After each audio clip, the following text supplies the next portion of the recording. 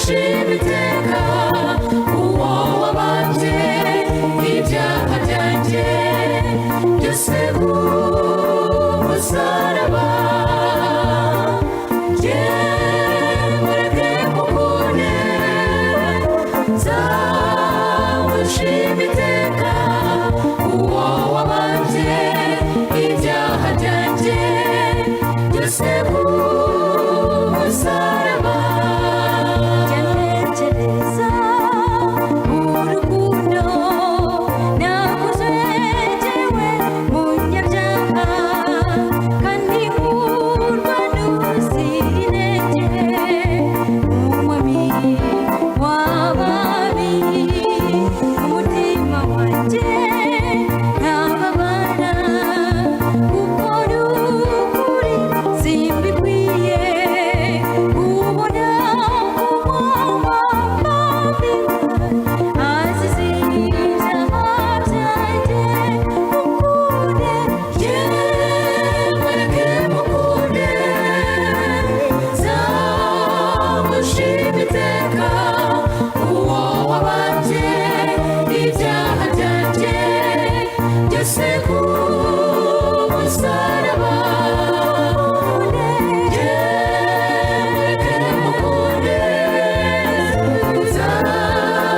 nzamushimiteka uwo wabanje ibyaha byanjye byose ku musaraba ibyaha byanjye biba byinshi biruta umusenyi w'inyanja iyo nibutse uko bingana mbanumva nta byiringiro ariko amaraso ya Yesu yamenye kubera urukundo asumba byose uko bingana nashimwe uwamuze mureke mukunde nzamushimiteka uwo wabanje ibyaha byanjye byose ku musaraba.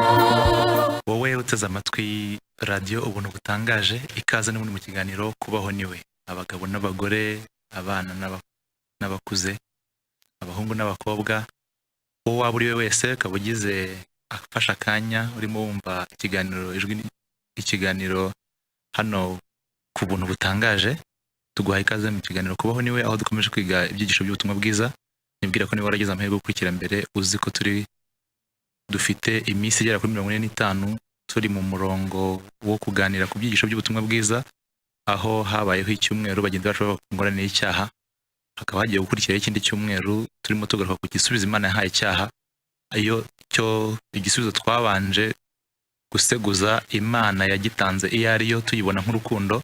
Uyu munsi rero dufite ikindi cyigisho tugiye kwiga ariko mbere yaho reka tukwibwire uri kumwe n'abagusenga Gilbert tanije na mwene so dusemungu Jean Marie. Reka mu rwego rw'imitinsi wa Jean Marie adushyire atwinjize mu cyigisho. Reka twese tuguhe ikaze inshuti muvandimwe bemeye kuba natwe muri kano kanya dushimira Imana cyane igikomeje kurushaho kudushora ku isoko y'amazi adakama kandi amara inyota ndetse mukuru yanyweye akarushaho gukomeza kwifuza kongerwa. Bityo rero turi ku munsi wa gatatu mu gihe turimo kugaragarizwa n'umwuka wera igisubizo Imana yatanze mu kibazo cy'ingorane ikomeye ya muntu aho twasanze umuntu uko ari n'ibyo byose ndetse n'uko abayeho atabasha gukemura ikibazo ndetse umutwaro mukuru ukaba ukeneye gushakirwa hanze ye. Bityo rero Imana urukundo kandi rutangaje yafashe iya mbere y'ubwayo n'umutungo wayo wose itanga agaciro kenshi kugira ngo ibashe kuturonka nta kindi cyabitera umukuri n'urukundo rwayo. Ibyo nibyo twabonye ejo hashize ndetse n'ejo bundi cyangwa se kuwa mbere no kuwa kabiri. Bityo rero n'ubundi uyu munsi tugiye gukomeza kurebera hamwe icyihishe muri rwa rukundo rw'Imana. Muri urukundo rw'Imana niki cyihishemo cyangwa se niki Imana igendereye. Bityo tukaba tugiye n'ubundi kuganira ku cyisho cyitwa ubutumwa bwiza cyangwa se inkuru nziza. Hari impamvu dukeneye kumva ibi bintu kuko uzasanga hanze aha mu myizerere cyangwa itorero rya Gikristo rikunda kwitiranya ubutumwa bwiza n'inama nziza, kimwe n'inkuru nziza ndetse ahubwo kuko ubutumwa bwiza nta nubwo burya ari inkuru nziza. Bityo icyo nashaka kuvuga gikomeye cyane ni inama nziza usanga abantu bakunda kwitiranya n'ubutumwa bwiza, ku buryo umuntu iyo aguye ku nama nziza wenda ashobora kumva ko aguye ku butumwa bwiza. Ikindi gikomeye cyane dukeneye kumva kuri iki cy'ubutumwa bwiza ni uko usanga hari ibintu bigiye kuri bitatu birayigisha. Birigisha ubutumwa bwiza, ikigisha imbuto z'ubutumwa bwiza ndetse n'ibintu by'ubutumwa bwiza. Ibyo tubisanga mu Rwanda kuko yandikiye Tito cyicaro cya 11 aho yavuze ko ubuntu bw'Imana buzana abantu bose agakiza bwabonetse. Sibyo bwo n'ubutumwa bwiza butwigisha gura kutubaha Imana nk'imbuto z'ubutumwa bwiza. Sibyo epfa ngo dutegereje ibyinyo by'umugisha ariko bwihishurwa ari byo kuzana kubwiza Yesu Kristo ari mwe macu n'umukiza cyangwa se n'Imana yacu. Noneho ibyiringiro noneho by'ubutumwa bwiza usanga inshuro nyinshi umuntu ashobora kuba atarumva ubutumwa bwiza agahita anyarukira ku mbuto z'ubutumwa bwiza ndetse n'ibyinyo byabo. Ngira ngo ari na message twari dusomye nimugoroba usanga abantu barimo barete cyane ku mbuto z'ubutumwa bwiza ndetse n'ibyiringiro ariko batarumva neza mu kuri ubutumwa bwiza. Icyo rero tugiye kwigana mu mugoroba tugiye kwigana ubutumwa bwiza nyirizina, ntabwo tugiye kwigana imbuto cyangwa se ibyiringiro. Bityo tugiye kwigana ubutumwa bwiza cyane cyane muri uyu mugoroba. Iyo ukurikiye amateka usanga ubutumwa bwiza ari ijambo ryakomotse ku majyaruguru ya Afurika muri mu baturage baratuye muri Alexandria. Bavugaga ururimi rw'Igiriki. Ni ijambo ryakoreshejwe bwa mbere kubera inzara yari yarateye mu majyaruguru ya Afurika. Kuko rero inzara yaragoje icyo gice cya Afurika, abaturage ba Egiputa bategerezaga ingano zagomba guturuka muri Fenisiya cyangwa se Finisiya ari Libani y'ubu ngubu kuko ariho babaga bategereje amakiro. Mu gihe izi mbuto z'ingano zabaga zibagezeho byabaga ari inkuru nziza cyangwa se cyabaga ari igisubizo cyo gukemura ikibazo cy'iki ikibazo cy'inzara. Noneho igihe rero amato yaga amaze kwambutsa iyo myaka cyangwa se zino ngano mu gihugu, abaturage gace ka Alexandria batangarizwaga itangazo bitaga inkuru nziza. Kumva ko imyaka yabonetse cyangwa se ibyo byabonetse yabaga ari inkuru nziza ku batuye kora gace ubwo impamvu y'inzara baga bamaranye iminsi. Urakoze cyane. Byumvikane neza ari umukuri. Iri jambo niho ryakomotse mu mateka y'ibyabaye mu myaka yashize. Iryo jambo ni ryari jambo ry'Ikigiriki barivuga ngo Ewageria, ku buryo niryo jambo ryumvikanaga igihe amato yabaga atungutse mu mazi babona azanye ingano, ugasanga ubonye ubundi uwabonaga ubwo bwato mbere buje bwikoreye izo ngano yahitaga agenda yirukanga ku musozi atangariza abandi ati Ewageria bivuze ngo ubutumwa mbega inkuru nziza rero ntabwo bagomba gusobanura cyane, bahitaga bumva ko ubwo ngubwo inzara iby'inzara bigiye gukemuka kuko ingano bari bategereje zigeze mu mato ziza. kugira ngo ni iryo jambo ubundi n'abanditsi bisezerano rishya bakoresheje mu Kigiriki bagaragaza ubutumwa bwiza. Ni muri uwo murongo ubundi byakoreshejwemo, ariko Bibiliya yo ifite ubusobanuro bunimbitse burenze ubw'uko ingano zaba zije gukiza inzara kuki ubutumwa bwiza aricyo. Urumva wakomeza dufatiye kuri no murongo tumaze kugeraho byumvikane neza ko ni igisubizo kije gukemura ikibazo ariko cyari gikomereye mukuru wagifite. Bityo rero dusanga n'undi Bibiliya itubwira kuva kuri Adamu ari umubyeyi wacu, ari umubyeyi cyangwa se umubyeyi w'inyoko muntu. Imana yasezeranye ibinyujije mu bakurambere n'abahanuzi b'Isezerano rya kera ko izacungura umuntu. Uryo sezerano ku muntu ryari ubutumwa bwiza. Iby'Imana yasezeranye bikaba byarasojwe na Yesu Kristo binyuze mu kuvuka, gukura, gupfa no kuzuka kwe. Amen. Ibyo tubisanga neza mu Rwanda kwa Ndiki Abaroma cyo cya mbere uhereye ku murongo kugeza kwa 4. Wadusomera. Aho Pawulo avuga ati imbata Yesu Kristo wahamagariye kuba intumwa kandi atoranijwe ubutumwa bwiza bw'Imana ubwo asezeranije kera mu kanwa k'abahanuzi bayo mu byanditswe byera buvuga iby'umwana wayo buvuga sibyo ubutumwa mbese yamaga kuba intumwa ubwo butumwa yahawe ni ubuhe buvuga iby'umwana wayo wavutse mu byaro rwa Dawidi ku mubiri ni ukuvuka ubutumwa buvuga iby'uwo mwana wayo ariko ngo ni ibyo wavutse mu byaro rwa Dawidi ku mubiri ariko banza wumve ni umwana w'Imana sibyo ubumana bwe buragaragajwe ikindi kandi ngo yavutse mu byaro rwa Dawidi mu mubiri uziko n'ubumuntu bwe ubwo wabugaragajwe aho mwivuka rye kandi werekanwe n'ubushobozi ko ari umwana w'Imana mu buryo bw'umwuka wera sibyo bigahamwa no kuzuka kwe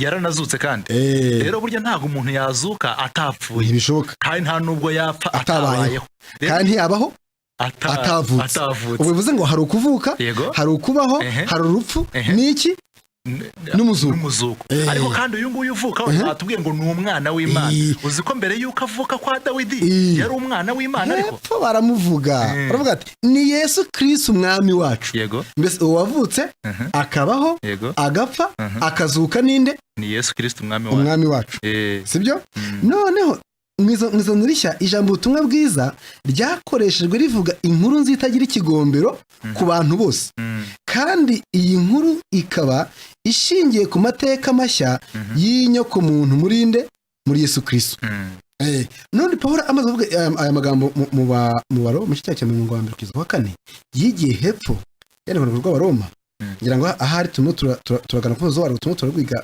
hano n'ubundi ageze ku 16 no 17 avuga amagambo nkunda cyane ariko asa nk'amagambo ari mu bwishonguzi aravuga ati erega ubutumwa bwiza ntibunkoza isoni hari impamvu atanga rero kuko ari imbaraga y'Imana ihesha uwizera wese gukizwa uhereye ku muyuda ukageza ku mugiriki ubwo se abantu bose jamari niba ari uguhera ku muyuda ukageza ku mugiriki icyambere ni imbaraga y'Imana igendereye gukiza sibyo uwizera n'utizera kuko birivuze umuyuda n'umugiriki yavuga ivuze uwizera n'utizera cyangwa se ubwoko bw'Imana n'umunyamahanga ariko akavuga ikindi cyangwa se abantu bavuga ko bazi iby'Imana naba abandi bitwa abapagani ubundi mu gihe cya Pawulo abayuda bari abantu bumva ko begereye Imana kubw'uko bari baratoranijwe nyine ryari icyanga rifite ukuntu rimeze risa naho ryegereye Imana noneho abagiriki bo bari bahagarariye abapagani byari bihagarariye indisi y'abandi bantu itari ubwoko bwatoranijwe nk'Abisirayeli Pawulo akavuga ati reka da ubutumwa bwiza ntibunkoze isoni ahubwo impamvu butankoze isoni ni ukubera yuko ari imbaraga y'Imana ihesha uwizera wese gukizwa uhereye ku muyuda ukageza ku mugiriki nta n'umwe usigaye mu by'ukuri ariko kandi ngo muri bwo ngo ni namo gukiranuka kw'Imana guhishurirwa guheshwa no kwizera kugakomezwa nako kubenso ngo ukiranuka kuzanishwaho no kwizera ariko tugiye ku 17 hari ikintu nshaka twibutsa abateze amatwi twibuke neza ko twize kw'icyaha hari imbaraga sibyo ihoraho iri mu ngingo zacu kandi iby'imbaraga bivuzwe haba harimo ikintu bita itegeko ni itegeko cyangwa se ihame sibyo noneho hari ikindi kintu bakeneye kumva n'ubundi ngo ubutumwa bwiza nabwo ni imbaraga y'Imana uzi ko ubwo nabwo ari itegeko kandi ari ihame mu yandi magambo nubwo nyine gusa bubasha kuza gukemura ikibazo cy'indi mbaraga ibangamiye inyoko muntu umva imbaraga yose ikeneye indi mbaraga imbaraga ntikeneye ubunebwe kugira ngo ibashe gukorwa turaza no kubona impamvu bwitwa ubutumwa bwiza sibyo noneho impamvu dukeneye kwiga ubutumwa bwiza rero kandi tukabutandukanya n'ibindi byose nizikurikira icyambere niyo kimenyetso cya nyuma ngo isi irangire ibyo bivuze neza mu 24:14 ni isomo Kristo benshi bazi aravuga ati kandi ubu butumwa ubundi unavuze ngo ubu ni ikintu arimo kwerekana mbese hari ikintu arimo kwerekana byange bikunze Yesu Kristo afite ikintu arimo yerekana jamare ubwo ni igiki yerekanaga kitari we oya niwe ubwe rwose kandi ubu mbese arimo gutunga urutoki kandi ubutumwa bwiza bw'ubwami buzigishwa ku isi yose ngo ubuhamya bwamiriza amahanga nibwo imperuka izahera ko iza cyangwa se igihe ubutumwa bwiza butaragera kuri buri wese utuye ku isi Yesu ntabwo yaza abakozi b'Imana rero bafite inshingano yo kubwira isi ubwo butumwa icya kabiri ubutumwa bwiza ni imbaraga z'abizera cyangwa ni ikirato cy'abizera erega ubutumwa bwiza ntibumuze isoni. iyo ni bibiri utangiye gusoma Kuko ari imbaraga y'Imana ihesha uwizera wese gukizwa. Igihe tubona mu itorero rya Kristo intege nke cyane mu by'umwuka, bishobora kuba ari ikimenyetso cy'uko abantu baba batarumva ubutumwa bwiza ubwo ari bwo. nta nubwo ari ikimenyetso, ntabwo bishobora kuba ari ikimenyetso, ahubwo ukurikije yuko Pawulo amurikiwe n'umwuka w'Imana hamwe neza ko ubutumwa bwiza ari imbaraga y'Imana, niba inyenyeri zibonetse mu itorero ry'Imana, nuko ubutumwa bwiza budahari, kuko ubutumwa bwiza bwo ni imbaraga rwose. Rero wiza n'iby'intege nke kandi hari ubutumwa bwiza. Yego rwose. Icya gatatu, abantu batari bake bafite ubwoba bwo kugaruka kwa Yesu, kandi rimwe na rimwe usanga harimo n'abakristo bataryarya. Yego. Iyo kenshi igishijwe kugaruka kwa Yesu, hari ubwo umuntu yishyira ku munzani akareba ibyo akora nawe ubwe mu mutima wo kumva Yesu yaba aretse gato. Impamvu itera ibyo nta yindi, ni uko umwiza atasobanukiwe n'ubutumwa bwiza, bityo kwa Yesu kumutera ubwoba, kuko ari ibyiringiro by'umugisha ku bantu bamenye bakemera kandi bakubaha ubutumwa bwiza. Jean-Marie, umuntu wese rwose yatubera umuhamya yuko igihe twari dufite ubutumwa bwiza, yego, cyangwa se umuntu ubu ngubu uri kudutega amatwi wari utaramenya ukuri nk'ukuri muri Kristo Yesu, nta gushidikanya ko igihe cyose yatekereje kugaruka kwa Yesu Kristo maze agakebuka imigirire ye, imigenzereze ye n'imibereho ye, nta gushidikanya agira ubwoba. Impamvu rero agira ubwoba ni uko atarasobanukirwa n'isano afitanye n'Imana n'uburyo ahagaze mu maso yayo, bishingiye mu butumwa bwiza ubw'Imana yari yarasezeranye mu kanwa kw'abahanuzi, ikaza kubushura bivuga Kirisitu. Buvuga Kirisitu. Mu yandi magambo tugiye kwerekeza ku kirero. Yego. Tugiye kwerekeza ku butumwa bwiza nka Kirisitu. Ariko tuvuze ko ubutumwa bwiza ari Yesu Kristo, abasa nkaho ari Kristo uzingazinzwe. Abantu banyumve neza. Mbese Kristo ubumbye, sibyo? Ukeneye kubumburwa, cyangwa se Yesu uzinzwe ukeneye kuzingurwa, akabasha kumvikana n'imigabane igera kuri ine, mu kuvuka, mu kubaho, urupfu no kuzuka. Kandi twa dufite impamvu ubutumwa bwiza. Icya mbere ni uko ari ikimenyetso cya nyuma kigaragaza kuza kwa Yesu, sibyo? Wabisomye muri Matayo. Icya kabiri ni uko arizo mbaraga z'abizera zihanganye n'iki? Ni imbaraga y'icyaha. Icya gatatu niyo kintu kibasha kumara abizera ubwoba, sibyo, bwo kuza kwa Yesu. Mbese rwose bakumva hari ukuntu bamwe mbese bifuza ko yaza. Mu Baheburayo Pawulo yavuze yuko icyo Kristo yadukoreye, mbega impamvu y'ubutumwa bwiza ari ukutubatura mu bubata bwo gutinya ubwoba, bwo gutinya urupfu. Ntekereza ko iryo somo ntabwo dushobora kuvanga tutarisomye. Ndumva tutarisomye.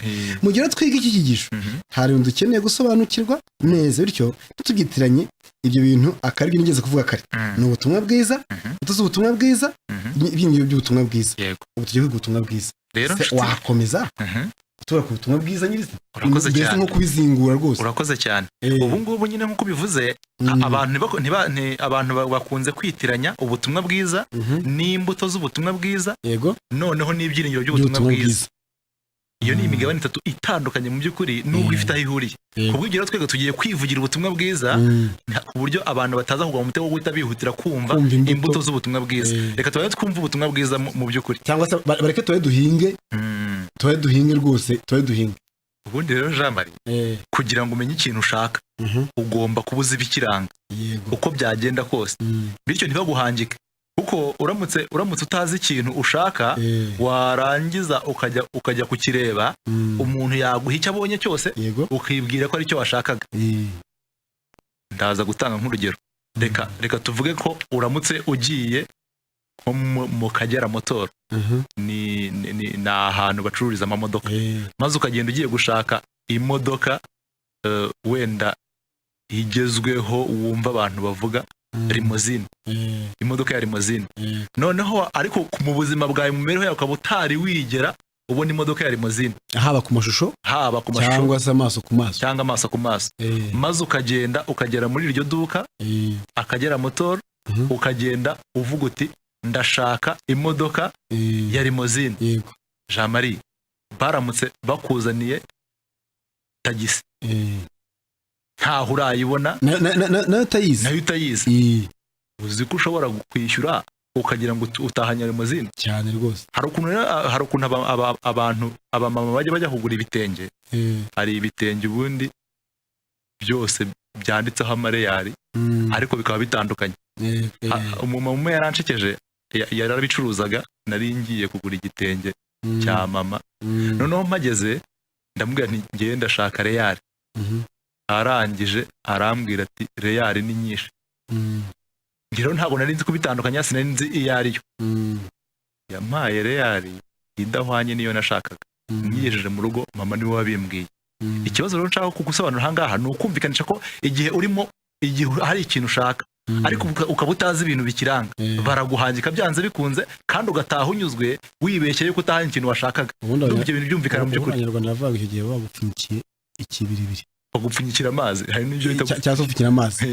Nyamuneka rero rwose twirinde hatagira dupfunyikira amazi cyangwa ikibiribiri mu bukristo bwacu, bitewe no kutamenya ubutumwa bwiza ubwo ari bwo.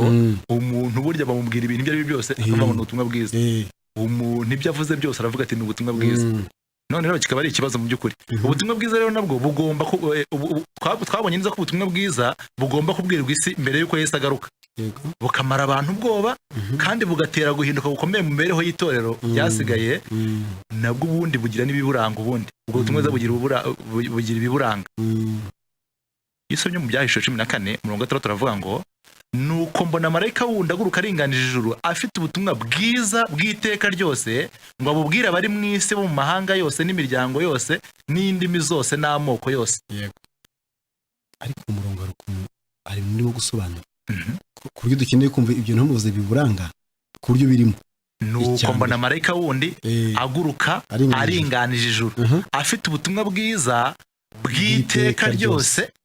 Hari iteka ryose. Yego. Iki kintu cyambere cyangwa ubutumwa bwiza ni ubutumwa bwiza ariko bw'iteka ryose ngo abubwire abari mu isi bo mu mahanga yose n'imiryango yose n'indimi zose n'amoko yose.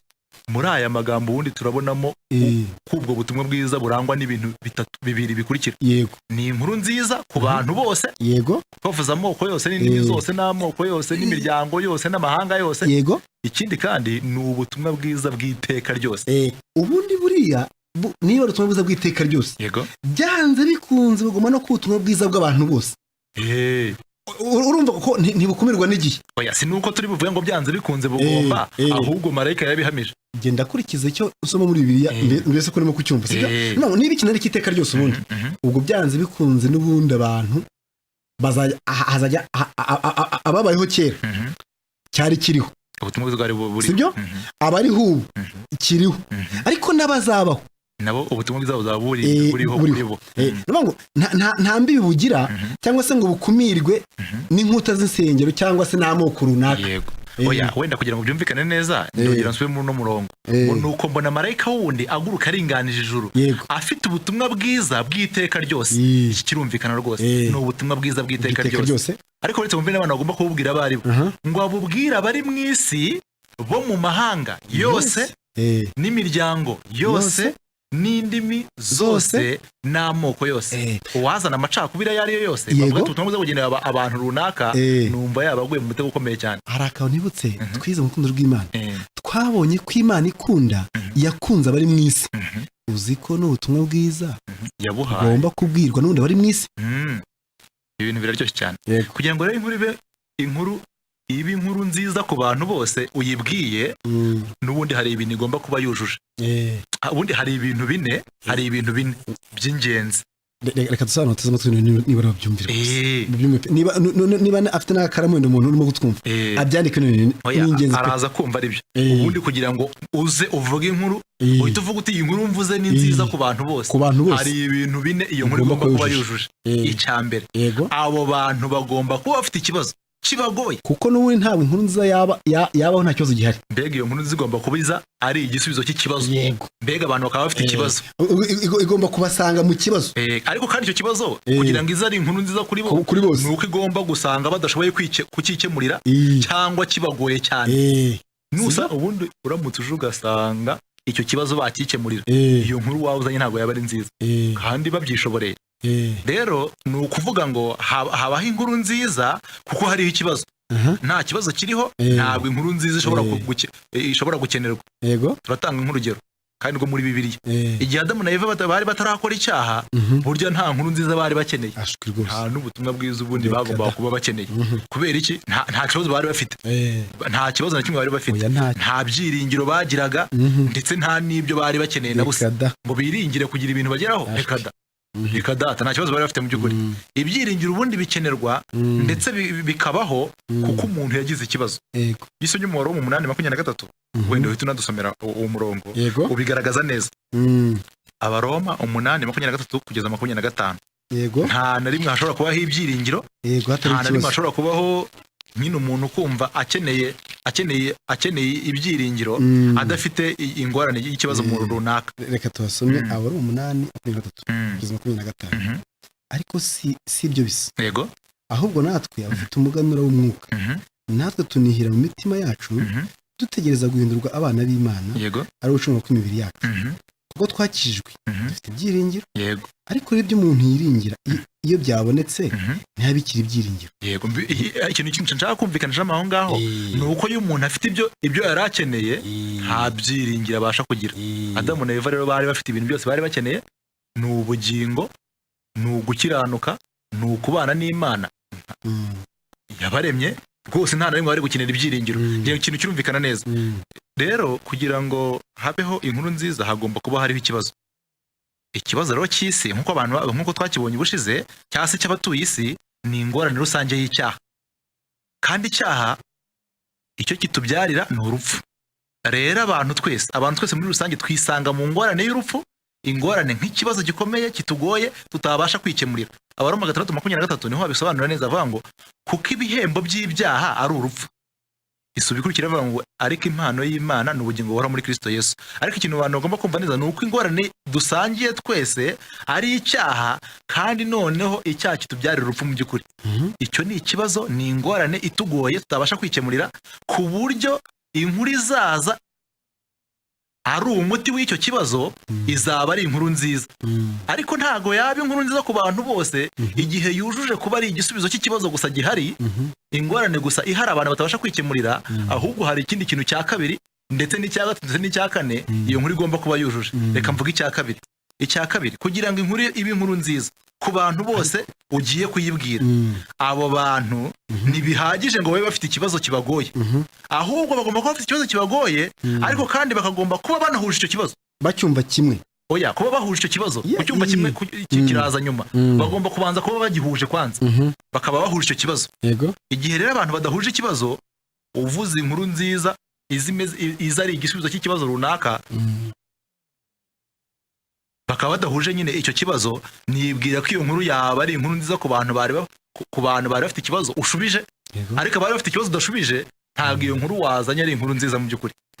Ubwiye abantu batuye ahantu hatagera imodoka, dutangura urugero, uramutse ubwiye abantu batuye ahantu hadatuye imodoka, hatagera imodoka, ukababwira uti ubundi ngira ngo rura nishyiraho ibiciro by'imodoka, ukavuga uti ikigo cya leta gishinzwe gushyiraho ibiciro by'ingendo cyemeje yuko ubu ngubu ibiciro byo gutega imodoka byagabanutseho wenda amafaranga 200, sibyo? Ku ngendo wenda za kure, n'amafaranga wenda 20 cyangwa se 50 ku ngendo za bugufi. Erega birutse no kuhano mu mujyi.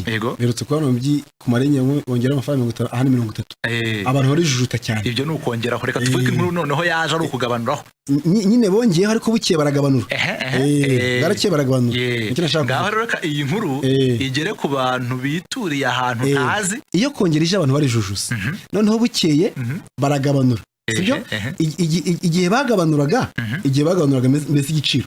Hari ukuntu abantu batega imodoka mu mujyi wa Kigali bumvise ibintu bibanejeje, kubera ko ni igisubizo cy'ikibazo bari bafite cy'ikibazo. Kandi impamvu ari abatuye i Kigali bose bari bagihuje. Burya buri muntu wese utuye i Kigali yagomba gutega, sibyo?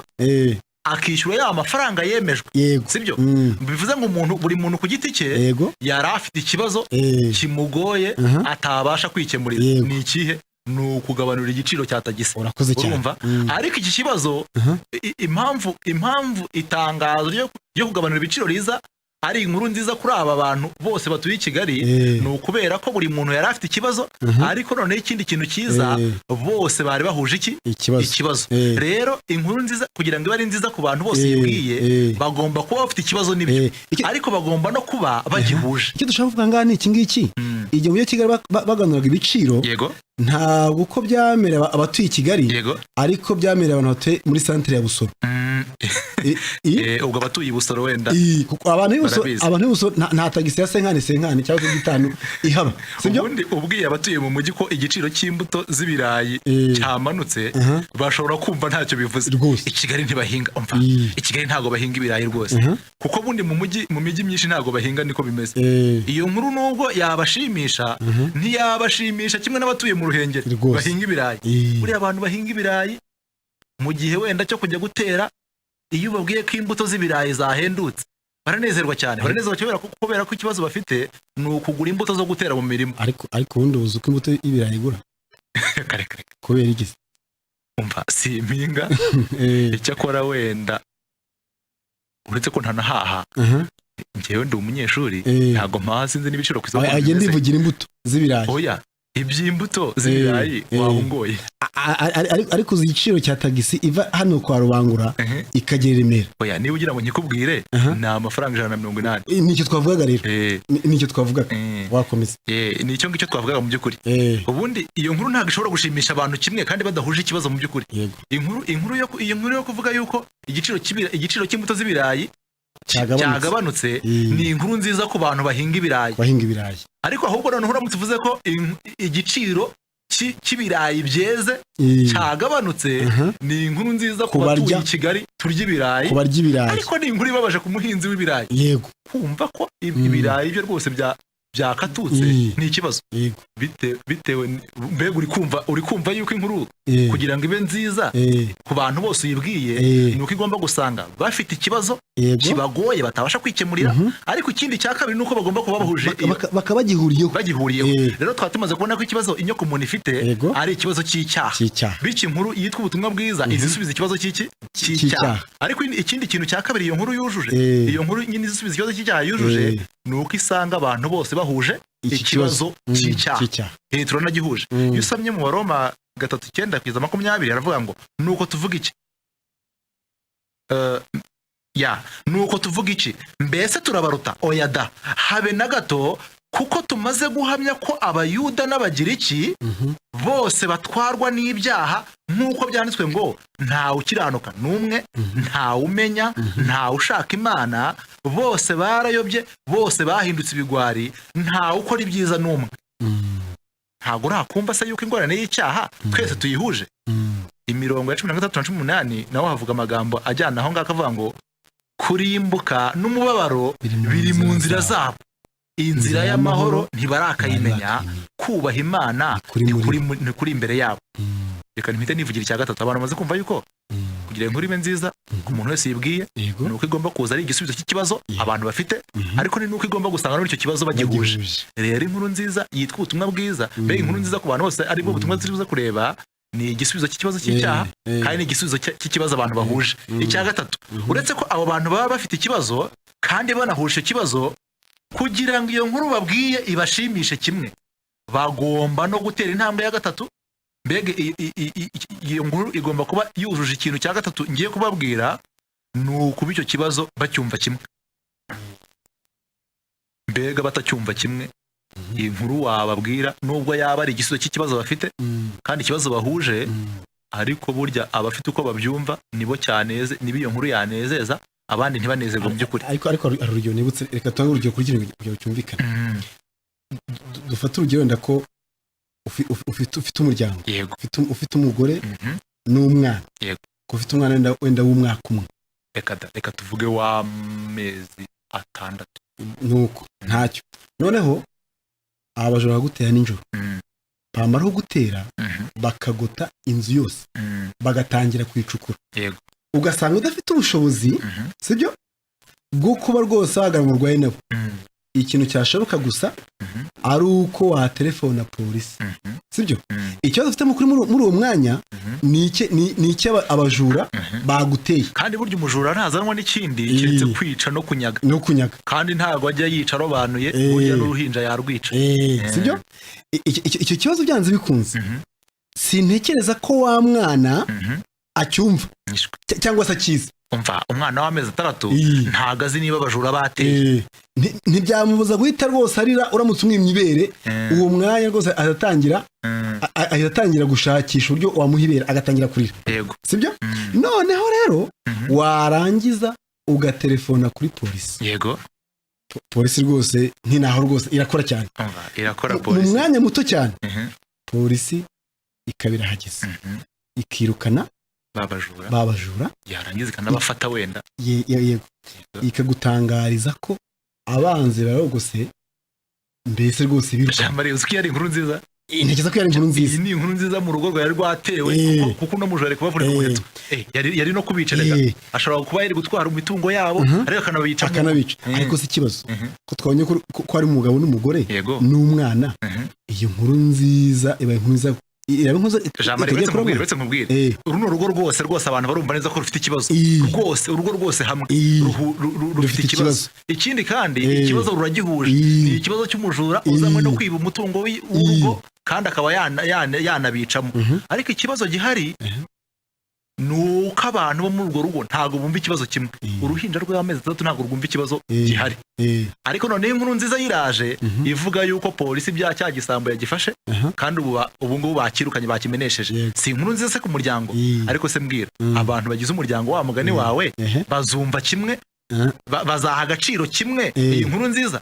Reka tuvuge gutya nuvuga ngo muri kwa kwishima cyangwa se ryahumure umugabo agize n'umugore akiruhutsa rwose akumva umutima ugorotse mbese mu gitereko n'umwana azarigira. Abantu batwumva rwose barahamanya nanjye ko uwo mwana nta kintu azi mu byabaye muri urwo rugo. Kuba atarigize se nuko inkuru zitabonetse. Ahubwo se nuko batari bafite ikibazo. Urugo rwari rufite ikibazo kandi urugo rwari ruhuriye ku kibazo bari bagihuje ariko ikibazo kihavutse ntago yumvaga ikibazo. Ngiki uri kuvuga rero tutaye twajya ku gice cya 4 reka twibutse abantu imirongo. Hari ukuntu bijya biba byiza bakohereza ubutumwa bugufi no kuba baza no guhamagara. Abashaka kuba bohereza ubutumwa bugufi mwaba mwohereza kuri 0750 28 89 23. Reka nsubiremo 0750 28 89 23. Aba telefone nabo ariko turaza kwibabwira nyuma ko bo bahita batangiye gutelefona ugasanga bitangiye kuvanga. Reka tutanze uyu murongo wabo mugufi watubwire ku cya 4. Jean Marie tumaze kubona neza yuko kugira inkuru nziza uvuze ibi ari inkuru nziza ku bantu bose yibwiye nuko go bagomba kuba bafite ikibazo bakaba bagihuje ikibazo ariko bakaba banacyumva kimwe. Cyo ni cya 3. Icya 4 rero cyo kuba ikibazo baba bagihuje bacyumva kimwe kandi bakaba banacyumva kimwe wa mugani. Inkuru nziza yashimisha abantu bose kimwe igomba kuba isanze bafite ubushobozi bumwe mbega ubushobozi bungana bwo kugera ku muti watanzwe cyangwa se kugisubiza. Igihe abo bantu bari bahuje ikibazo bacyumva kimwe hakaboneka umuti w'icyo kibazo ariko ntibabe bahuje ubushobozi bumwe bwo kuba bagera kuri uwo muti. Ye baba we ubuteje ikibazo muri gikomeye cyane. Reka dutange urugero. Ikintu taravuga ngo utanga urugero nicyo cyonyine gusa kibasha kumvikanisha agakiza Imana dore nyirizina. Kuko kuba abantu bose bagomba kuba bafite ubushobozi bungana bwo kugera kuri nkunzi cyangwa se kuri igisubizo. Aha naho rwose abantu base nk'abaca akarongo kugira dutange wenda bibasha kumvikana. Reka dutange nk'urugero. Ubu ngubu hari indwara yadutse yananiye abaganga. Iyo ndwara ni iyihe Jean Marie? Ni virusi itera sida. Iyo ndwara uretse no kuba wenda nta binini igira nta n'urushinge kandi uretse no kuba nta miti yo kuyivura nta n'urukingo ruhari ku buryo barugutera kuvuga ati rwose ubu ngubu ntabwo uzongera kugira ikibazo cyo kuba warwara sida. Reka da ni indwara idafite umuti ntigire n'urukingo. Iyi ndwara rero abantu barahamanya nanjye yuko bitewe n'uko ari indwara yinjiye mu isi ubu abantu bose bakunda amagara yabo kandi burya ni bose nta n'umwe usigaye bose bahangayikishijwe n'icyorezo cya sida. Usanga umutungo mwinshi w'isi ugenderamo cyane. Amerika niyo ibizi urebye imishinga ibaho itera inkunga yo kurwanya sida cyangwa se no mu gihugu cyacu birigaragaza ubona uburyo rwose sida igendaho amafaranga menshi cyane kandi nta muti ubonetse nta n'urukingo kiretse ahari ibinini byo kugufasha gukomeza kubaho. Icyo nshaka kuvuga rero ni iki, nibwira ko rwose umuntu umuhanga wabaho akavumbura umuti wa sida, iyo yaba ari inkuru nziza rwose nta gushidikanya, yaba ari inkuru nziza rwose kubera ko umuti wa sida urabonetse. Kandi abantu babyumve neza, sida ni ikibazo isi ifite, ni ikibazo isi yose ifite. Isi yose ihangayikishijwe n'ikibazo cya sida.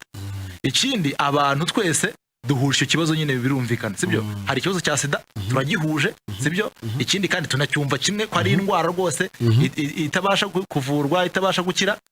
Ariko ikintu gikenewe wenda kugira ngo abantu babyumve neza, reka twibaze ko uwo muti uvumbuwe, ariko tukajya tukumva ku maradiyo no kuri televiziyo baravuze ngo uyu muti uvura sida uragura miliyoni 50 z'amafaranga y'amanyarwanda. Jean Marie, hari abantu bo mu cyaro, hari abantu muri uru Rwanda kuva babaho kugeza bapfuye batari bakoresha, uhereye mu kurya, kwambara no gutunga imiryango no gukora ibyo bakoze byose, batarakoresha miliyoni 500 z'amanyarwanda. Maze barangiza bamwe bo muri bo bakaba barwaye sida. Mbwira, uyu muntu urwaye sida none umuti ukaba ubonetse, ntago wumva ko yari inkuru nziza kuri we? Ariko kubera yuko ubushobozi bwo kugera kuri uyu muti bwanze, ubu ngubu sida ikaba ari indwara ibasha gukira ku bakire, ariko igakomeza kwica abakene. Ku bakene byange bikunde ni inkuru ibabaje kandi iteye agahinda, kuko burya kamere y'umuntu yifuza kuba yababara ariko ibabaranye n'abandi, ku buryo yari icyorezo cyaje ku bantu bose. Mbega umuntu akavuga ati surwumwe, umuntu yumva hari ukuntu yorohewe. Ariko iyo bakubwiye bati ni ikibazo kikureba wenyine, abandi bo baratunze baratunganiwe, wumva wabaye cyane ko kamere y'umuntu imera. Rero iyi nkuru yaba nziza ari uko inasanze n'abantu irimo gukemurira ikibazo bagihuje kandi bacyumva kimwe, isanze banafite ubushobozi bungana bwo kugera ku muti w'ikibazo cyabo.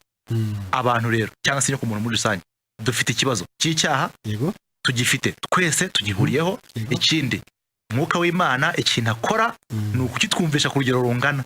Nubwo tubaho mu mibereho yo kucyumva nabi, yo kutagishyikira, ariko Mwuka w'Imana akoresheje ijambo ry'Imana n'ubundi atsinda imitima yacu, atsinda ab'isi, akabemeza iby'icyaha kandi ku rugero rungana mu by'ukuri. Mbega abantu burya dukeneye Mwuka w'Imana kugira tubashe kugera ku rugero rungana rwo kumva ingorane y'icyaha, kugira ngo igisubizo Imana yahaye icyaha ari we Kristo nk'ubutumwa bwiza, tuzabashe kumva ko ari inkuru nziza kuri twese.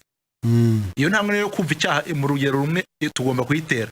Ikindi kintu nacyo kandi cy'ingenzi ni uko iyi ngorane, iki gisubizo Imana yahaye ingorane yacu y'icyaha, ari igicumba, ari ikirema, ari pasitoro, ari umwizera, ari uyoborwa, ari n'uyobora, ari shehe, ari papa nyir'ubutungane, ari abarozi, ari n'abo baroga, ari abicanyi n'abo bica.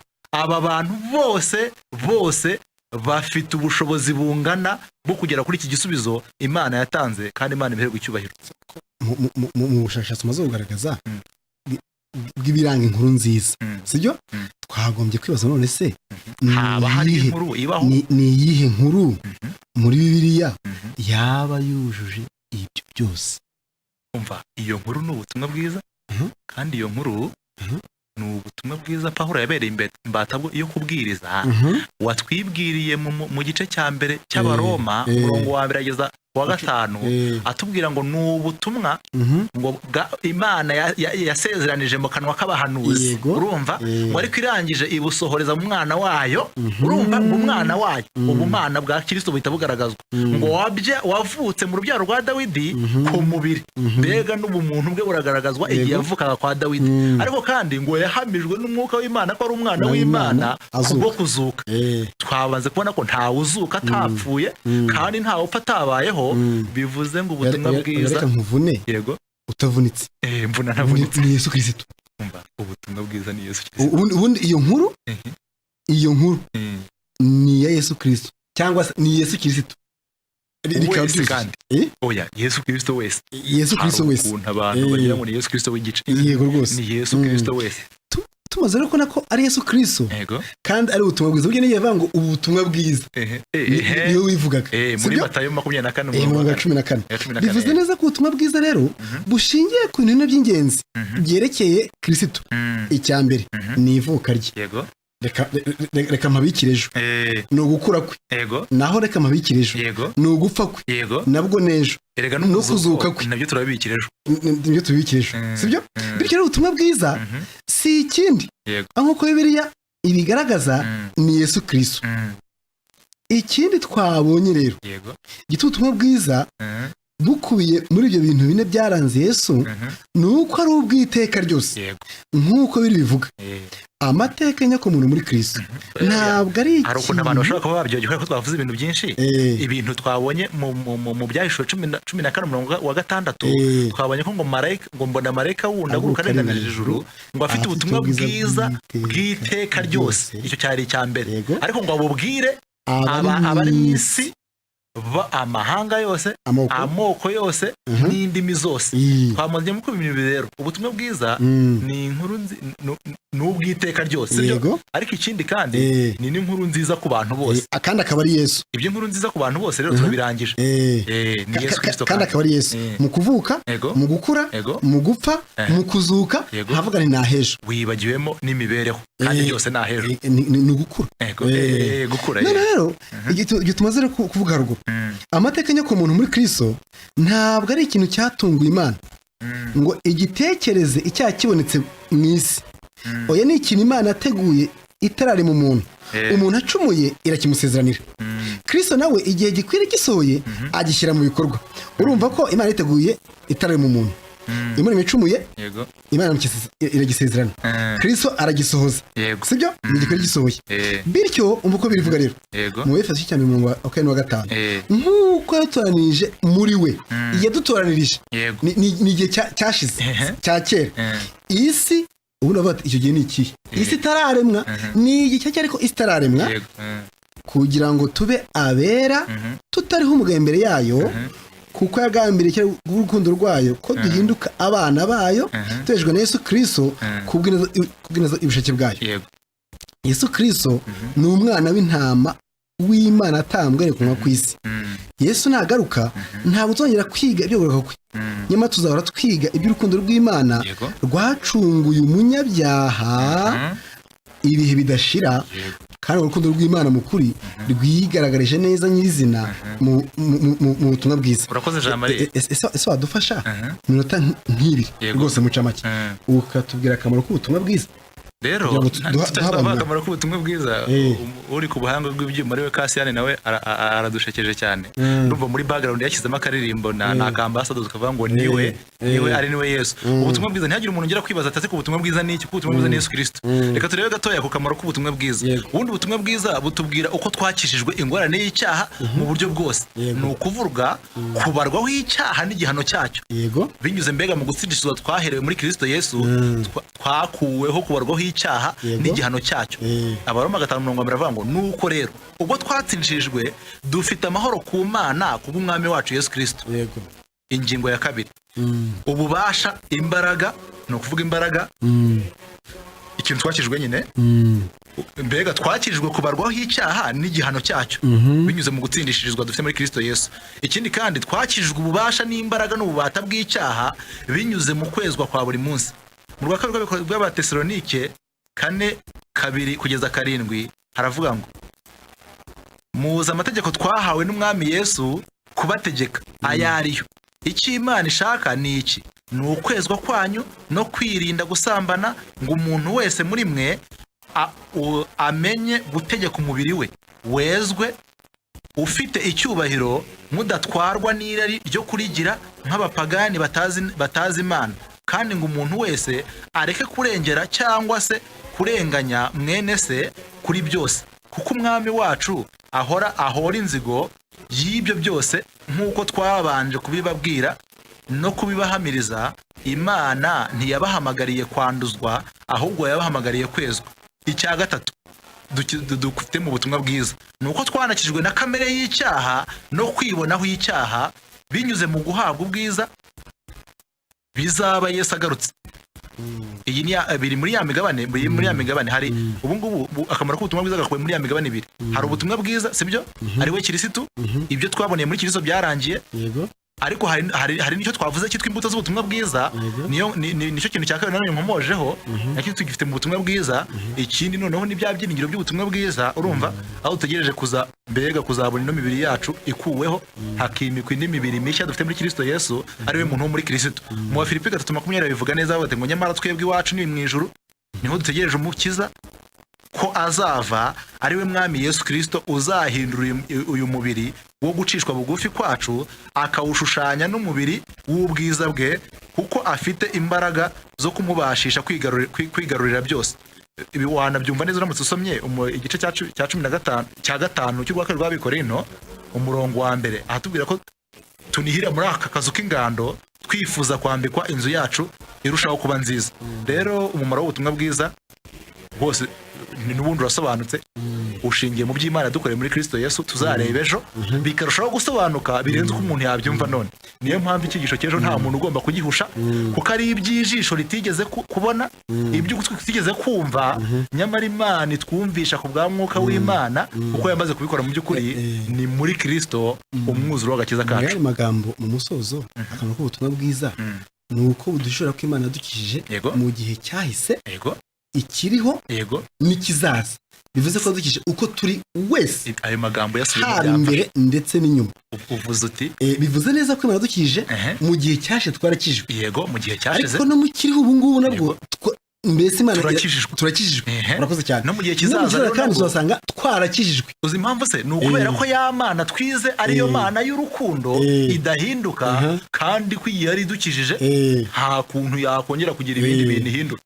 Oya, ni ubutumwa bwiza bw'iteka ryose nyine, ntibukumirwa n'igihe, sibyo? Ikindi kandi ni ku bantu bose, mbega babayeho, abariho n'abazabaho. Urakoze cyane. Reka dutange umurongo wa telefone abantu babasha kuvugana natwe, 25 25 78 338 25 25 78 338. Ubutumwa bugufi bwatangiye kuza 0750 28 89 23. Jean-Marie, tangira usoma ubutumwa bugufi ndabona bwaje. Bene data, mubwire amadini ari hanze ati nimuze mwature, bamara kwatura mumbwire. Bene data mumbwire amadini ari hanze aha ati nimuze mwature, bamara kwatura ngo ubwo mubaye abayuda. Ese si ubuyobe? kandi yuko z'ibyaha ubuvuye mu bayuda usubiye mu banyamahanga. Delphine ngira ngo hari ukuntu inyigisho arimo atwandikira hari ahantu yayisanze, gusa mu ncamake ni uko ibi bintu atari byo. Ubundi uriya murongo iri inama nziza, si ubutumwa bwiza, ariko bari ntigisha kuriya ni inama nziza, kubera amazi nyine ko ugomba kwitwara gutya bikagenda gutya, ariko waba utagenje gutya ntibigende gutya. Iyi nama nziza rero. Ikindi kintu giteye ikibazo muri message ni uko avuga ati ngo ngwino wature nurangiza ni ku muyuda. Ibyo bintu ntaho byanditse, nta naho biri. Zamura turebe message 7. Ngo inkuru nziza n'ubutumwa bwiza bitandukaniye he? Aho ngaho inkuru nziza n'ubutumwa bwiza biratandukanye, kandi biratandukanye cyane. Kubera iki? Inkuru nziza ni amagambo yose wabasha kuvuga aje ari nk'igisubizo cy'ikibazo umuntu afite. Ariko ubutumwa bwiza bwo burarenga kukuba ayo magambo agomba kuza, kukuba icyo kintu kigomba kuza ari igisubizo cy'ikibazo umuntu afite, ahubwo kikaba kigomba gusanga icyo kibazo abantu bagihuje, urumva, kandi bacyumva kimwe, kandi bafite ubushobozi bungana bwo kukigeraho. Ariko inkuru nziza ubu ngubu ntureba nk'umunyeshuri wiga muri segonderi, ubu ngubu bagiye gukora ibizamini bya leta, baravuga gukora ibizamini bya leta. Urumva Jean-Marie, buriya umunyeshuri wakumva inama nkuru ishinzwe ibizamini yatangaje yuko yatsinze ikizamini nyine cya leta, iyo yaba ari inkuru nziza kuri we, Nyamara abatsinzwe bo nta kintu bibamariye kumva yuko mugenzi wabo yatsinze. Inkuru nziza yo ishobora kuba nziza kuri kanaka ikamubera mbi. Nk'ubu ngubu kuvuga yuko ikintu cyose waramuka uhawe ugihawe wenyine ni inkuru nziza kuri wewe wenyine, ariko ubutumwa bwiza bwo ntabwo bureba umuntu umwe ku giti cye, bureba bose kandi bukaza ari n'ubutumwa bwiza ku bantu bose. Hari ukuntu inkuru nziza ibasha kuba nziza uno munsi ejo igahinduka ikibazo. Ni ibintu nk'ibyo. Undi Garcia 8 undi yaravuze ngo ese tuvunikira iki ko Imana yivugira iti ngira imbabazi n'impuhwe uwo nshatse mu Waroma 9. Ntekereza ko cyakora bishatse ni bose, ntaze no kugira ngo nabishatse irobanuye, ahubwo nabishatse bose. Oya nta numva ubushake bw'Imana mu rukundo rwayo. Undi aravuga ati nibazaga uburyo umuntu agira amahoro atemba nk'uruzi kuko nakoze byose bishoboka nkayabura. Mbega ukuntu nari impumyi none ndareba. Amena ngo bafite amahoro mfite amahoro mutabasha kumva, ndanyuzwe rwose ni mushiki wanyu. Amen. Akomeze kunyurwa nayo mahoro yawe n'ubutumwa bwiza. Twahanwe. Iyo ni inde message. Muvuze ko twahanwe. None ni bande bazarimbuka. Imana ibongere imigisha. Ibi ntabwo tubisubiza none rwose. Reka dukomeze ino message izagarukaho mu kigisho cyo kuwa 5, sibyo? Cyo kuwa 5 rwose kabona banze bumve bige muri kirisito. Telefone yaje. Hello. Muraho neza. Theogene ndizikona. Yego Theogene. Gusa kugira ngo mbanze mbaye inama. Hari abantu baba bari kuri telefone baba bavuze izo message no kujya muzigabanya. Noneho yego hari akabazo gato nagize. Kristo yadutoranije muri we isi itararemwa ngo tubabera tutariho umugaye imbere yayo. None turabera ubu tuvuga kuri radio. Tukurarikira kuzakora ikigisho cy'ejo. Kuvuga ngo abantu bose nabera muri Kristo Yesu. Noneho nimba abantu bose nabera, yego abantu bazarimbuka. Niko bimeze. Komeza. Ubwo rero noneho nimba abantu bose arabera, hari indi mvugo ijya yigishwa ngo abantu n'abanyabyaha. Numva ko abantu bose bagakwiriye kwigishwa inyigisho y'abera. Inyigisho y'abera ikaba ari ibakumburiza ubwami bw'Imana, atari inyigisho yo kwitwa abanyabyaha. Rero Theogene, yego ndakumva. Iyo twigisha ko abantu ari abanyabyaha tuba tuvuga muri twe. Muri twe mbega muri jewe no muri wowe uri umunyabyaha, kandi umunyabyaha 100%. Umunyabyaha wuzuye. Ariko muri Kristo noneho muri Kristo aho tuziga ejo kandi agakomeza gusobanura biruseho n'abantu wese bazatega amatwi bakarushaho kumva neza. Muri Kristo turabera n'abaziranenge batariho umugayo mu maso y'Imana, bishingiye mu kubona Imana yadutoranyije muri we isi itararema. Nicyo tuba tuvuga. Uko ni ukuri. Ariko nimba tumaze kumenya ko turabera n'abaziranenge muri Kristo, ibyo byakabaye ibyiringiro byacu. Amen.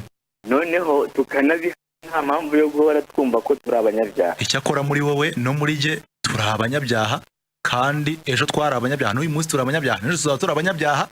Gusa muri Kristo twahoze turi kandi tuzahora turi abakiranutse. Nimba Kristo yaratugize abera, yego, mbere yuko tubaho turaba abanyabyaha dute. Reka twongere kuze icyo cyejo tuzi muri Kristo. Ngira ngo murakoze. Ijoro ryiza cyane. Murakoze cyane Theogene. Undi aravuga ati kuri 81 manura gato turabashubuje. Yego. Ubundi amadini yatwigishije nabi. Dushima Umwuka ukomeje kutwigisha. Urugero Abaroma 4:24. Hamwe twasomye. Nicyo kwibukwa. Murakoze. Oya nicyo kwibuka rwose, nicyo kwibuka kumenya ko. Undi aravuga ati ese umuntu wakijwe akora ibyaha?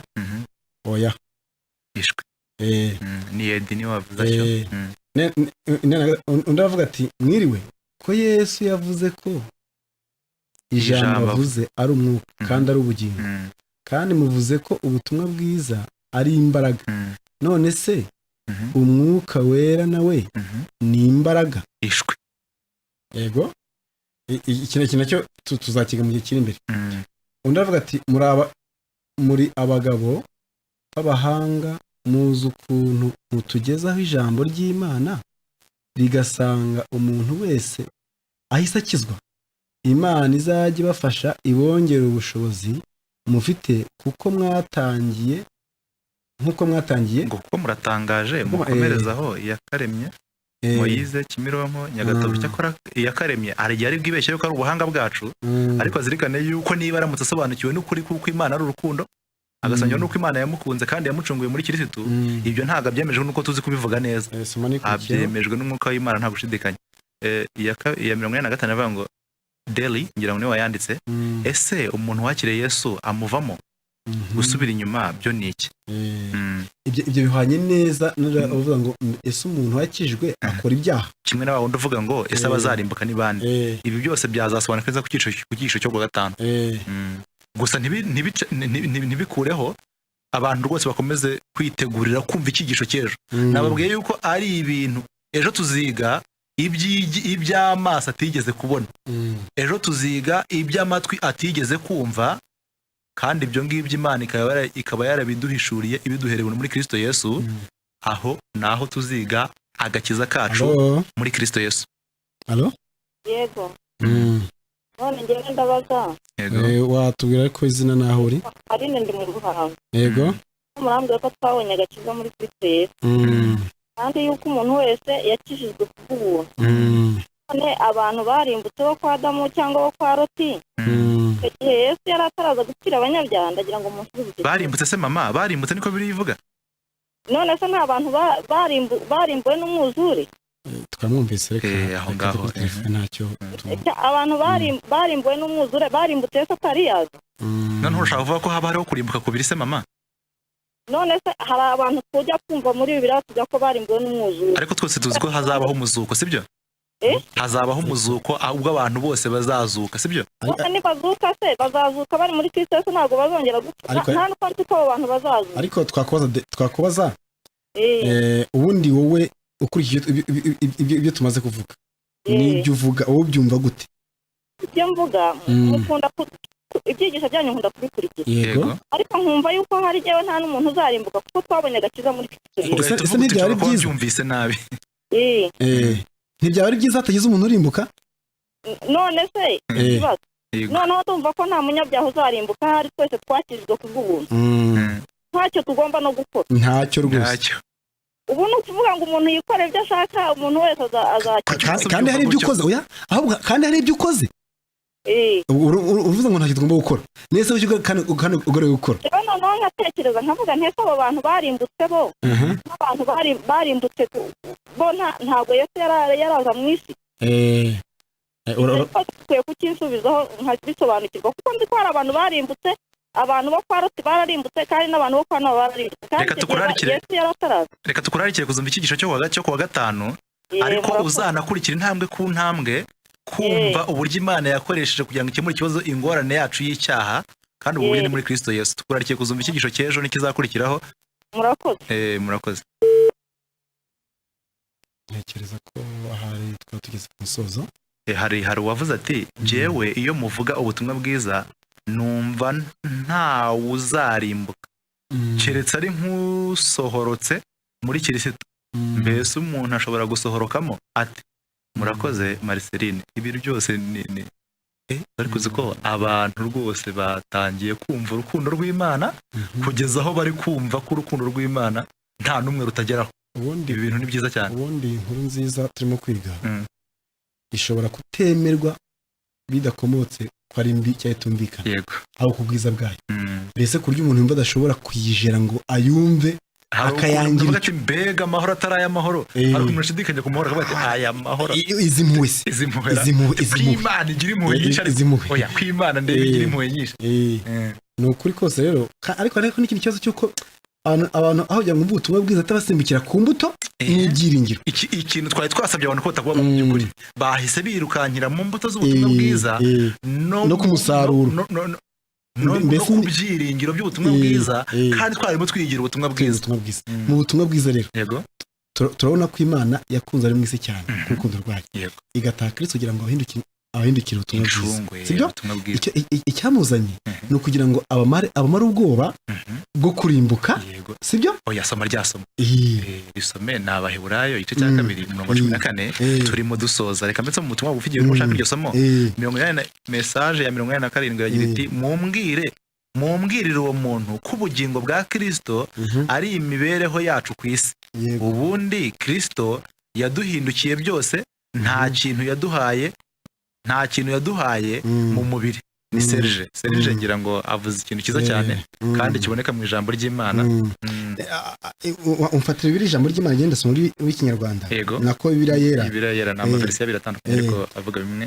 ariko hari ukuntu babivugane bagenda bivuga muri butandukanye kandi bwumvikana. turasoma Abaheburayo 2:14 Yego. kugeza 17. nuko rero nk'uko abantu bahuje umubiri n'amaraso niko nawe ubwe yahuje ibyo nabo Yego. kugira ngo urupfu rwe aruhinduze ubusa ufite ubutware bw'urupfu ari we Satani. Yego. ubundi abantu babanze bumve neza ko Satani yahindutse ubusa. Yego. Oya, fata Satani nk'ubusa ubundi kuki ubusa ukomeza gutera ubwoba. Yesu urupfu rwe yaruhinduje ubusa ufite ubutware bw'urupfu kandi nabwo ni mu mateka, ni mu bintu byarangiye. abona uko abatura bahuzima bwo gutinya urupfu mu kuboko kwawe kose. Yego. kandi rero tuzi yuko cyane cyane ahangaha atari abamarayika yatabaye, bivuze ngo sabere yatabaye. Yego. keretse urubyaro rwa Aburahamu. Yego. iyo bavuze rero ngo urubyaro rwa Aburahamu ubundi baba bavuze ubundi bavuze ngo mwene Samusuri Yego. avukana isunzu. Yego. ubundi bivuze ngo urubyaro rwa Aburahamu mbese nye n'abantu Yego. sibyo bameze nka Aburahamu kuko Aburahamu yari ameze. ngikira binyuze muri ubu buryo ubundi Kristo yakoze nuko Imana yavanyeho iyi nzira zishoboka. hari umuntu utanze message nkunze cyane ravate ese ati mumbwirire uwo muntu ko ubugingo bwa Kristo ari imibereho yacu ku isi. Ubundi Kristo yaduhindukiye byose, nta kintu yaduhaye mu mubiri. uwo ni Serge ngira ngo ahisa nyibutsa isomeje twasomye ryakomeje kutubera icyo kwibuka ku butumwa bwiza ku rukundo rw'Imana mu rwambere rwa Yohana 3:6 avuga ngo umuntu wese uguma muri we umuntu wese uguma mu Mana. Yohana 4:16 ni 4:16. Yego. Yohana 4:16 aravuga ngo natwe twamenye kandi twizeye urukundo Imana idukunda. Imana ni urukundo kandi uguma mu rukundo aguma mu Mana, Imana ikaguma muri we. Ibyo nibyo bimaze gutunganya rwose urukundo muri twe kugira ngo tuzatunyuke ku munsi w'amateka kuko kwari ariko turi muri iyi si. ngo kuko ari uwo ni Kristo bavuga ariko turi muri iyi si. Ibi ni ukubera kwizera, ntago ari uko iyi mibereho yacu isebye Imana cyangwa se yo kwiyandavuza no gukora ibikorwa bibi bituranga ariko na Kristo nawe ameze. ahubwo kwizera kwacu komeza gukurura ukwemerwa kwacu no kwera kwacu muri Kristo bikomeza guhamya neza kuko Kristo ari ariko turi hano kuri iyi si. reka mvuge naka ngo kugira ngo tuzatinyuke umunsi w'amateka. Yego. ikirwaza n'acyumva simaza message ebyiri niba atari imwe. Atese kuko Imana yicujije icyatumye irema umuntu mwe mubivugaho iki? nibyo kwanuma ntabwo mukuri ntago ari ukwicuza nk'uko umuntu yakwicuza ahubwo ngira ngo ni biri mu byo bita umujinya w'Imana, uburakari girira icyaha, ubutabera bwayo buhana. ari nubwo ubutabera bwatumye n'ubundi kire iherezo ku bugingo bwacu bwakoze icyaha muri Kristo. Rero nitwiga umusaraba abantu bazabyumva neza. Ati mumbwirire uwo mama umuntu adashobora gukora ibyo yishakiye kuko yaguriwe gukora ibyaha. Mbega turi imbata z'ibyaha. ukora ibyaha rero ntago abakora ibyo yishakiye ahubwo bari imbata y'ibyaha. Icyakora kandi dushimira Imana yuko tuyifite nk'iyatanze igisubizo ku kibazo cy'ingorane yacu y'icyaha, itanga ubutumwa bwiza ari we Kristo. Tuzakomeza kunezezwa nawe n'ejo nabwo. Turarikira abantu rero kuzakurikira n'ejo. Reka dusoze, ndibwira ko iminota yagiye. Ashimishwa no kukomeza kubana namwe kandi turashimira Imana ikomeje kudusobanurira, dukomeza gutera umunezero mu mitima yacu, dusobanukirwa kandi tumenya icyo yadukoreye muri Kristo Yesu nirihabwe icyubahiro.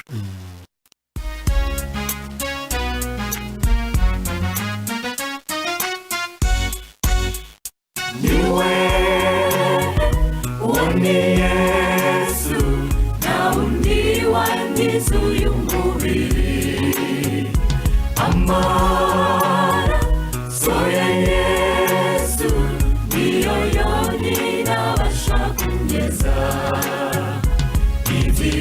ibyiringiro byanjye byose muri we, mu biganza bye niho hakomoka ubugingo. Nta bushobozi njyewe mfite kugira ngo nikize uyu mubiri untera kurimbuka.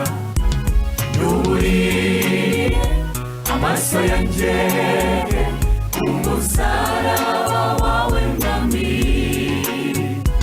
nzamuwe i Karuvali ngo nivomere kuri iyo soko.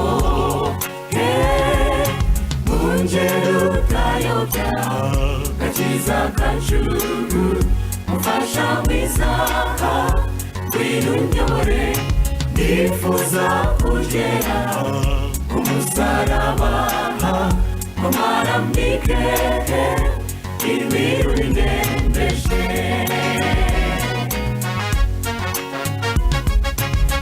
Ngero utayobya gakiza kacu, mufasha mwiza